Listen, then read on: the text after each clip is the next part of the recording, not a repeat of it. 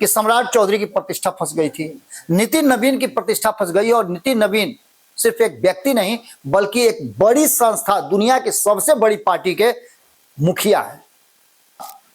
विपक्ष के नेता होते हुए विपक्ष की भूमिका नहीं निभा पा रहे हैं तेजस्वी यादव। तो वहीं आपको बता दें कि का चुनाव बहुत टफ कर दिया था प्रशांत किशोर ने भारतीय जनता पार्टी के लिए। भारतीय जनता पार्टी को उस जगह पर, उस चौराहे पर ला करके खड़ा किया। हमने आपको बताया भी था, जो बार बार रिपीट करते हैं प्रशांत किशोर, कि किसी को भी, यहां तक कि वो जानवरों का भी नाम ले रहे हैं कि किसी को खड़ा कर देंगे तो वो बांकीपुर में जीत जाएगा। और लगभग वो स्थिति अब विपक्ष के इस नोरमा ग्रुप, जो सोचता है वो करता है, आपके अपने सपनों का आशियाना। नमस्कार, एक बार फिर से आपका बहुत बहुत स्वागत करते हैं। अचानक से कहानी में एक नया ट्विस्ट आ गया है। पिछले कई दिनों से जैसे ही चुनाव की घोषणा हुई थी बांकीपुर के, वैसे ही ये चर्चा शुरू हो गई थी कि भारतीय जनता पार्टी को घेरने के लिए विपक्ष के पास एक मौका मिला है। इस मौके को विपक्ष गंवाना नहीं चाहेगी और विपक्ष पूरी तरह से तैयार होकर के भारतीय जनता पार्टी का मुकाबला करेगी। इसमें सबसे बड़ी बात यह कही जा रही थी कि प्रशांत किशोर, जो इस पूरे चुनाव में खुद को झोंकने के लिए तैयारी कर चुके हैं और पिछले कई दिनों से आप देख रहे होंगे, या कहा जाए तो लगभग कई सप्ताह से वो लगातार बांकीपुर के हर वार्ड घूम करके, टोटल जो 75 वार्ड हैं उसमें से अधिकांश वार्डों में घूम चुके हैं और लोगों को ये बता चुके हैं कि इस चुनाव से भारतीय जनता पार्टी या फिर सरकार पर कोई असर नहीं पड़ेगा, लेकिन यदि आप मुझे चुनते हैं तो मैं ये साबित करके दिखाऊंगा कि आने वाले समय में अगर हमारे हाथ में बिहार आएगा तो कैसा बिहार बनेगा। इन सभी बातों को लेकर के जहां एक तरफ विपक्ष के होते हुए विपक्ष की भूमिका, विपक्ष के नेता होते हुए विपक्ष की भूमिका नहीं निभा पा रहे हैं तेजस्वी यादव, तो वहीं आपको बता दें कि नए नए कई छत्रप हैं जो या तो चुनाव जीत करके आए हैं, वो इस भूमिका को निभा रहे हैं, या फिर प्रशांत किशोर विपक्ष की भूमिका में खड़े हैं। एनडीए गठबंधन और भारतीय जनता पार्टी को जहां भी घेरने का मौका होता है वहां से 1 इंच भी पीछे नहीं हटते हैं और बड़े बड़े धड़े जो हैं सत्ता में बैठे हुए लोग या फिर एनडीए गठबंधन के बड़े नेता, उन पर प्रहार करते रहते हैं। विपक्ष की भूमिका निभा भी रहे हैं और इसके साथ साथ जो परिस्थितियां बनी है वो इस बात की तरफ इशारा कर रही हैं कि कहीं ना कहीं ये बांकीपुर का चुनाव बहुत टफ कर दिया था प्रशांत किशोर ने भारतीय जनता पार्टी के लिए। भारतीय जनता पार्टी को उस जगह पर, उस चौराहे पर ला करके खड़ा किया। हमने आपको बताया भी था कि सम्राट चौधरी की प्रतिष्ठा फंस गई थी, नितिन नवीन की प्रतिष्ठा फंस गई। और नितिन नवीन सिर्फ एक व्यक्ति नहीं बल्कि एक बड़ी संस्था, दुनिया की सबसे बड़ी पार्टी के मुखिया है। तो ऐसे में ये बांकीपुर के चुनाव में आखिरकार क्या होने वाला है, क्योंकि जो बातें कही जा रही थी, विपक्ष को जिस तरह से देखा जा रहा था, हालांकि विपक्ष की भी मजबूरी है और तेजस्वी यादव भले ही एक्ट न करते हो, लेकिन आधिकारिक रूप से तो नेता प्रतिपक्ष वही हैं। उनकी पार्टी के बारे में भी कहा जाता है कि लालू प्रसाद ने जिस पार्टी को MOI समीकरण के तहत बनाया था उसको आगे कंटिन्यू करने के लिए कम से कम नाम तो जरूरी है। और जब तक लालू प्रसाद जीवित है तब तक इस पार्टी का एक अपना आधार है, बेस लाइन है। लेकिन आपने देश भर में देखा होगा कि विपक्ष जिस तरह से भारतीय जनता पार्टी का मुकाबला कर रहा है वो कहीं ना कहीं भारतीय जनता पार्टी के लिए मुकाबला नहीं बल्कि भारतीय जनता पार्टी के फायदे का सौदा हो जाता है। और बांकीपुर में भी अब तक जो टक्कर नजर आ रहा था, उस टक्कर में कहीं ना कहीं तेजस्वी यादव के एक फैसले ने इस पूरे चुनाव का रास्ता ही बदल दिया है। जो मैच कांटे का होना था, उस मैच में अचानक से तेजस्वी यादव के एक फैसले ने कहीं ना कहीं पूरा का पूरा गेम फंसा दिया है। और वोटिंग से पहले ही अब ये बात कही जाने लगी है, जबकि मैं आपको बता दूं कि अभी तक जब ये खबर देख रहे हैं तब तक भारतीय जनता पार्टी ने अपना कैंडिडेट भी घोषित नहीं किया है, लेकिन विपक्ष ने अपने सारे पत्ते खोल दिए और ये बता दिया भारतीय जनता पार्टी को कि सही में आप जिसे भी खड़ा कर दीजिए। जो बार बार रिपीट करते हैं प्रशांत किशोर कि किसी को भी, यहां तक कि वो जानवरों का भी नाम ले रहे हैं कि किसी को खड़ा कर देंगे तो वो बांकीपुर में जीत जाएगा। और लगभग वो स्थिति अब विपक्ष के इस फैसले से, खास करके नेता प्रतिपक्ष तेजस्वी यादव के फैसले के, यह साबित हो गया है कि पटना यानी बांकीपुर की लड़ाई भी कहीं ना कहीं अपने हाथ से निकलने देना चाहती है और भारतीय जनता पार्टी यहां एज लेकर के चुनाव लड़ने आ रही है। चुनाव लड़ने से पहले ही भारतीय जनता पार्टी इस चुनाव को लगभग ये मान के चलिए कि जीत चुकी है। मैं ये बात क्यों कह रहा हूं? तो इसके पीछे का कारण है कि प्रशांत किशोर ने मेहनत कम नहीं किया है। प्रशांत किशोर ने खुद भारतीय जनता पार्टी से लड़ाई लड़ने के लिए खुद को झोंका है, लेकिन उसके बावजूद भी जो उनको सपोर्ट चाहिए था वो सपोर्ट अब विपक्ष से, गैर भाजपाई दलों से नहीं मिल रहा है। अब तो स्थिति ये हो गई है कि प्रशांत किशोर के नाम अनाउंस करने के बाद खुद सम्राट चौधरी अपनी प्रतिष्ठा बचाने के लिए जा करके नीतीश कुमार से मिले, और नीतीश कुमार से मिलने के बाद उन्होंने ये बताने की कोशिश की, ये दर्शाने की कोशिश की कि जनता दल यूनाइटेड पूरी मजबूती के साथ खड़ी है यहां बांकीपुर में भी। जिस तरह से 2025 में एनडीए के घटक दल मिल करके और 200 से पार कर गए, वैसे ही बांकीपुर का चुनाव भी बहुत ज्यादा टफ नहीं होगा। रेखा गुप्ता का नाम अनाउंस होने के बाद अब ये बांकीपुर का चुनाव दिलचस्प नहीं रहा। हालांकि दुनिया भर की नजर, इस देश के हर राज्यों में हर क्षेत्रीय दलों की नजर यहां इस सीट पर पड़ी हुई थी, लेकिन उसके बावजूद भी जो परिस्थितियां बनी हैं वो इस बात की तरफ इशारा करती है कि विपक्ष संगठित नहीं हो सकता है, और इसका फायदा भारतीय जनता पार्टी को मिलना ही है। भारतीय जनता पार्टी पिछले 24 घंटे से यह डिसाइड नहीं कर पा रही थी कि उसे किसको उतारना है, लेकिन अब यह लगभग तय हो चुका है कि नीलरतन घोष इस बांकीपुर के मैदान में उतरेंगे, क्योंकि यह सबसे पहली पसंद नितिन नवीन के हैं। हालांकि इंटरनली आपको बता दूं तो कई नाम थे जिन पर चर्चा भी हुई है, और कई नाम को लेकर के आपसी रस्साकसी द्वंद्व भी चली है। जो जानकारियां हमें प्राप्त है उसमें नीलरतन घोष के नाम पर बिहार भाजपा के अध्यक्ष अपनी सहमति नहीं दे रहे थे। सबसे बड़ा नाम जो इस चुनाव में आया था प्रशांत किशोर के ऐलान के बाद कि वो खुद चुनाव लड़ेंगे, रणवीर नंदन का। रणवीर नंदन के नाम पर काफी चर्चा हुई, और उस चर्चा के बाद हालांकि घोषणा अभी नहीं हुई है, लेकिन ऐसा कहा जा रहा है कि कहीं ना कहीं नितिन नवीन, चूंकि वो पार्टी के राष्ट्रीय अध्यक्ष हैं, उनका फैसला सर्वोपरि होगा। लोग उनसे सिर्फ आर्गुमेंट कर सकते हैं। ऐसी स्थिति में नितिन नवीन को ही यह फैसला करना है, क्योंकि सीट भी उनकी थी और राष्ट्रीय अध्यक्ष भी वो हैं। तो वो जिसे भी, जिसके पीठ पर हाथ रख देंगे, जिसके नाम पर टिक मार्क लगा देंगे, वो यहां से उम्मीदवार हो जाएगा।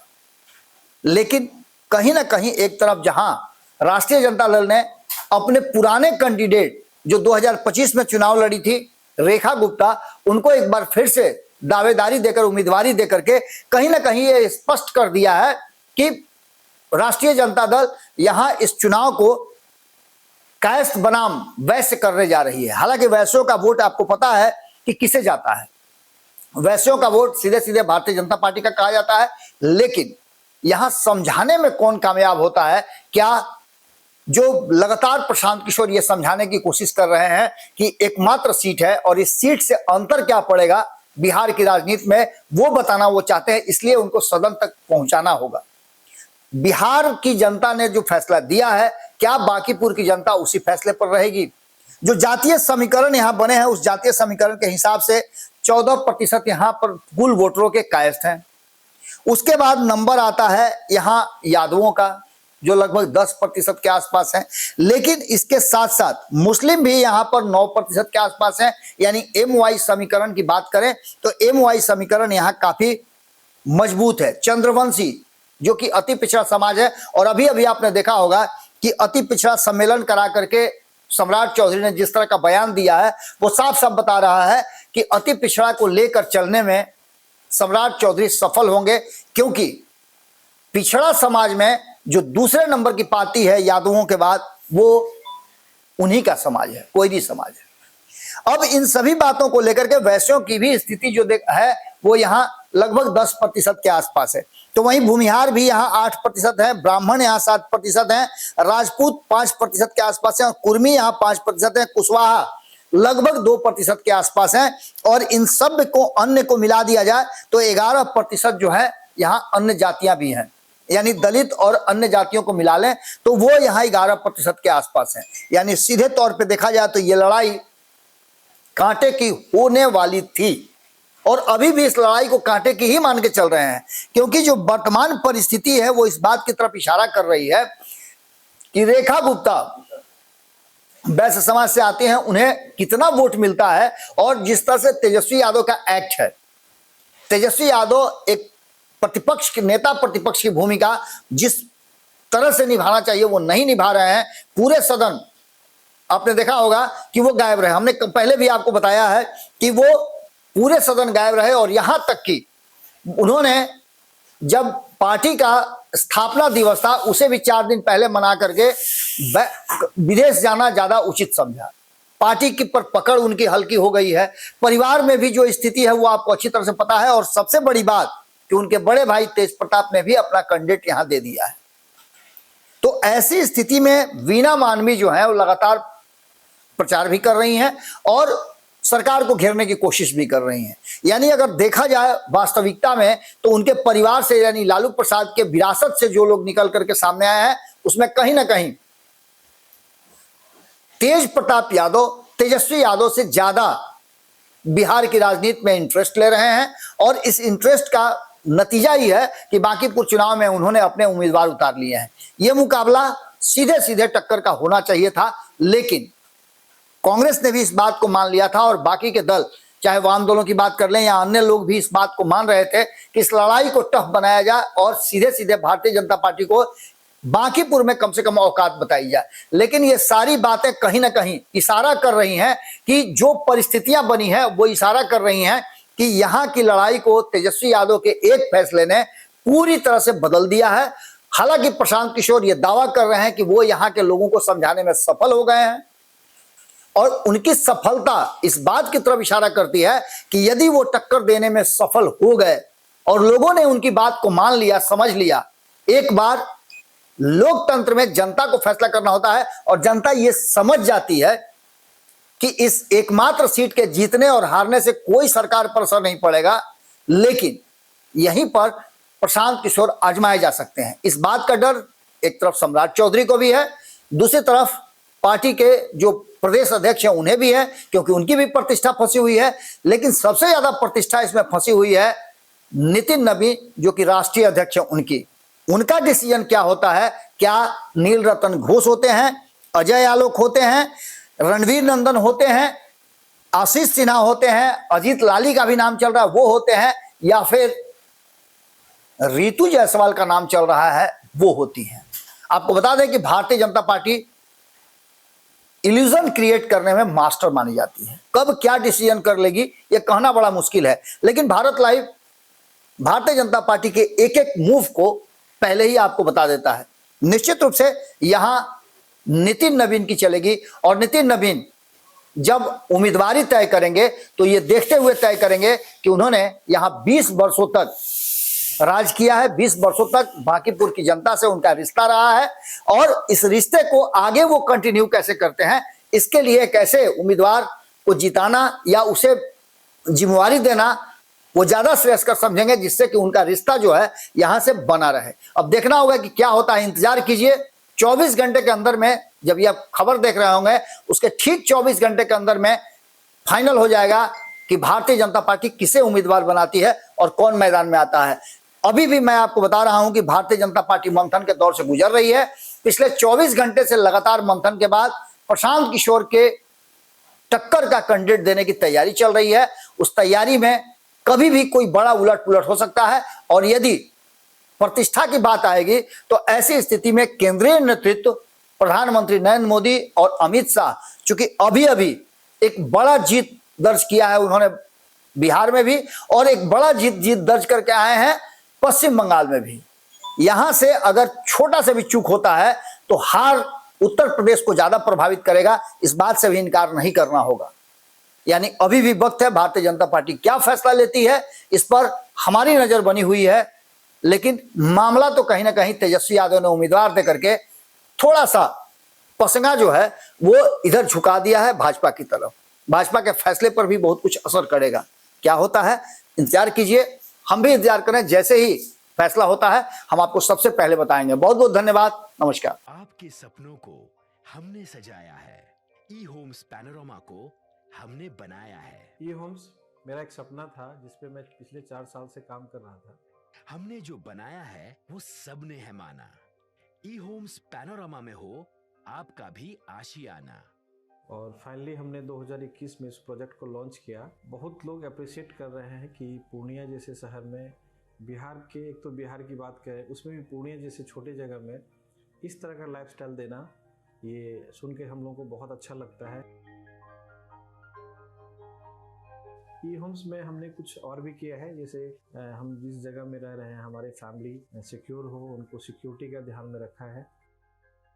आपकी सुविधा और सुरक्षा आपके लिए खास है, ये आपका विश्वास है। इसमें आर्टिफिशियल इंटेलिजेंस का 7 लेयर सिक्योरिटी का हमने इस्तेमाल किया है। लस ग्रीन कैंपस को बनाया है। यदि हमारा बाउंड्री वाल है तो वो वर्टिकल गार्डन है।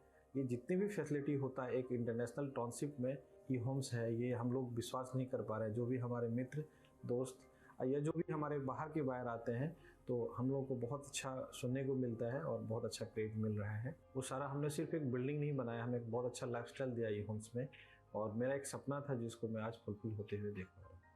ये आपका आवास है। ई होम्स पैनोरामा में अब आपका निवास है। E homes panorama, luxurious lifestyle redefined. Panorama group, जो सोचता है वो करता है। अगर ये वीडियो पसंद आई और वह बिहार के राजनीति और बिहारियत से सरोकार रखेनी तो सब्सक्राइब बटन दबा के चैनल के सब्सक्राइब कर ली। ओजे एगो घंटी बा, ओकरा बटन दबा देला से कुल सटीक और मारक खबर रुआ मुफ्त में मिल जाई।